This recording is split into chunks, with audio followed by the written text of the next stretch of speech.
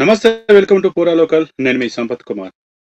దాదాపు 36 రోజులు ఢిల్లీ జంతర్ మంతర్ వద్ద సీజేపీ ఆధ్వర్యంలో నిరసనలు జరిగిన తర్వాత, వారు ఏ ఉద్దేశంతోటైతే ఆ నిరసనను ప్రారంభించారో దానికి అనుగుణంగా కేంద్ర ప్రభుత్వం స్పందించడం, అలాగే నీట్ పేపర్ లీకేజీకి సంబంధించి బాధ్యత వహిస్తూ ధర్మేంద్ర ప్రధాన్ రాజీనామా చేయడం, అలాగే విద్యార్థులపైన పెట్టినటువంటి కేసులు ఎత్తివేయడం వంటి వారు ఏదైతే ఉద్దేశంతో పెట్టారో అవన్నీ జరిగిన తర్వాత ఆ పార్టీ తమ యొక్క భవిష్యత్ కార్యాచరణను ప్రకటించాలని చెప్పి నిర్ణయించుకుంది. అందుకు అనుగుణంగా అభిజిత్ దీప్‌కే స్వగ్రామమైనటువంటి మహారాష్ట్రలో ఈరోజు కార్యాచరణ నిర్వహించిన తర్వాత ఆయన మీడియాతోటి మాట్లాడారు.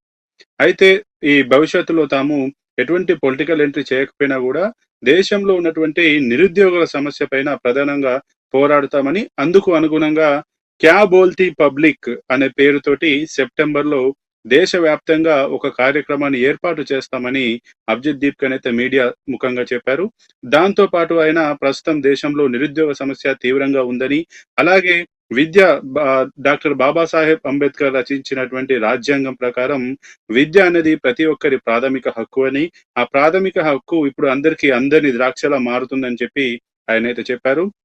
ముఖ్యంగా నర్సరీ నుంచి 1, 2, 3 తరగతుల వరకే లక్షల కొద్దీ ఫీజులు వసూలు చేస్తున్నారని, ప్రైవేటు పాఠశాలలు కావచ్చు, కళాశాలలో గూడా ఆ యొక్క విద్య పేరుతోటి అధిక ఫీజుల దోపిడీ జరుగుతుందని, దీన్ని ఖచ్చితంగా ప్రశ్నించి ఈ యొక్క ఫీజు దోపిడీని అణచివేసేంత వరకు, అలాగే దేశంలో నిరుద్యోగులకు, యువతకు ఉపాధి కలిగేంత వరకు మేము కేంద్ర ప్రభుత్వాన్ని ప్రశ్నిస్తూనే ఉంటామని, మా యొక్క ఏదైతే గతంలో జంతర్ మంతర్ వద్ద జరిగినటువంటి ఈ యొక్క నిరసన ద్వారా ఏ రకంగా విజయం సాధించామో, అలాగే భవిష్యత్తులో గూడా ప్రభుత్వాల పైన ఒత్తిడి తెస్తూ దేశాన్ని ముందుకు తీసుకువెళ్ళే విధంగా యువతకు, అలాగే నిరుద్యోగులకు తమకు ఏవైతే ఉపాధి అవకాశాలు కావాలో అవి వచ్చేంత వరకు ఆ కేంద్ర ప్రభుత్వం పైన ఇలా నిరసనల ద్వారా శాంతియుతంగా పోరాడుతూ ఒత్తిడి తెస్తామని అభిజిత్ దీప్‌కర్ అయితే చెప్పారు.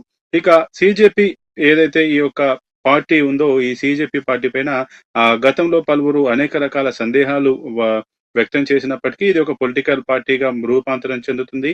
లేదంటే కొంతమంది కాంగ్రెస్ పార్టీకి సపోర్ట్ ఇస్తుందా? లేదంటే లెఫ్ట్ పార్టీల సపోర్ట్ ఇస్తుందా? అనేటువంటి అనేక రకాల అంశాలను గూడా అనుమానాలను గూడా ప్రస్తావించినప్పటికీ సీజేపీ అనూహ్యంగా తాము ఎటువంటి పొలిటికల్ ఎంట్రీ చేయబోమని, కేవలం ఈ యొక్క శాంతియుతంగా ఈ ప్రభుత్వం పైన ఒత్తిడి తెస్తూ, ఈ నిరుద్యోగుల సమస్య పైన, దేశంలో ఉన్నటువంటి ముఖ్య సమస్యల పైన పోరాటం చేస్తామని, దేశ అభివృద్ధికి పాటుపడతామని మాత్రమే చెప్పారు తప్పించి, ఎటువంటి పొలిటికల్ ఎంట్రీ చేయమని చెప్పి కూడా వారైతే చెప్తున్నారు. ఈ సందర్భంగా అభిజిత్ దీప్‌కర్ గూడా ఖచ్చితంగా సీజేపీ అలాగే దేశవ్యాప్తంగా ఉన్న యువత గూడా తమ హక్కుల కోసం పోరాడుతుందని, ఖచ్చితంగా భవిష్యత్తులో ఇది ఇంకా పెద్ద ఎత్తున రూపాంతరం చెందుతుందని, ఆ ప్రజలు తమకు కావాల్సినటువంటి హక్కులను తామే స్వతహాగా ప్రభుత్వం మెడలు వంచి సాధించుకునే దిశగా ఈ సీజేపీ పోరాటం చేస్తుందని చెప్పి కూడా అభిజిత్ దీప్‌కే చెప్పినటువంటి పరిస్థితి.